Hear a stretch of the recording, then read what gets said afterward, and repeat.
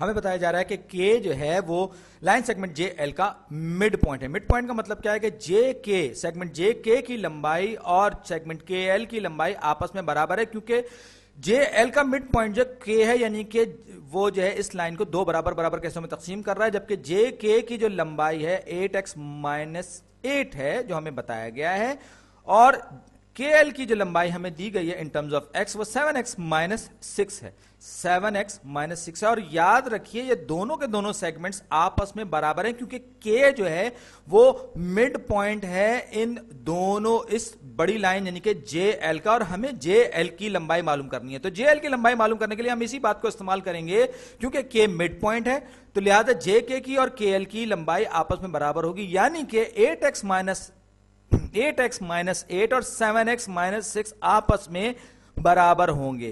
तो मैं मैं बिल्कुल वही तरीका इस्तेमाल करूंगा, क्योंकि मुझे जो बातें मालूम है वो तो इस्तेमाल करनी है। तो 8x माइनस 8 बराबर होगा 7x माइनस 6 के, क्योंकि हमने ये बात मिड पॉइंट के जरिए मालूम की है। जे के और के एल कॉन्ग्रुएंट है, के जो है मिड पॉइंट है जे एल का, लिहाजा इसने मिड जे एल को दो बराबर बराबर के हिस्सों में तकसीम कर दिया, एक की लेंथ जे के और दूसरे की के एल, और जे के और के एल आपस में बराबर हैं। मिड पॉइंट की प्रॉपर्टी एक बार फिर याद दिला दूं। तो अब मैं दोनों साइड से, मुझे एक्स टर्म्स चाहिए सारी की सारी एक तरफ, तो मैं दोनों साइड से पहले माइनस 7x को निकाल दूंगा, यानी कि माइनस 7x लिखूंगा इस तरह से। तो ये माइनस 7x मैंने दोनों तरफ शामिल कर दिया।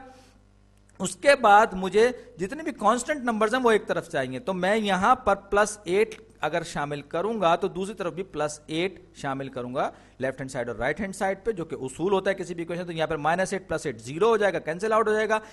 ये हो जाएगा मेरे पास सिर्फ 8x में से 7x गया तो x बचा, यहां पर 7x minus 7x cancel out हो जाएंगे, प्लस -6 और +8, तो 8 में से 6 जाएगा तो मेरे पास बचेगा 2, यानी मेरे पास वैल्यू x की जो है वो 2 है। लेकिन अभी एक बार फिर हमारा काम पूरा नहीं हुआ है, हमें तो जे एल की लंबाई मालूम करनी है। तो हम ये कर सकते हैं कि या तो हम जे के यानी कि 8x माइनस 8 और या के एल जो है उसकी हमें इक्वेशन दी गई है, उसमें किसी में भी x की वैल्यू रख लें, और वैल्यू रखने के बाद हम मालूम करें। तो जे के की लंबाई क्या होगी? जे के की लंबाई होगी 8x यानी कि 8 दूनी 16, 8 ज़रब 2 माइनस मनफी 8, 8 ज़रब 2 नफी 8 यानी कि 8 दूनी 16, 16 में से 8 गए 8, यानी जे के की जो लंबाई है वो 8 होगी। क्योंकि जे के और के एल आपस में कॉन्ग्रुएंट है, के मिड पॉइंट है, लिहाजा के एल की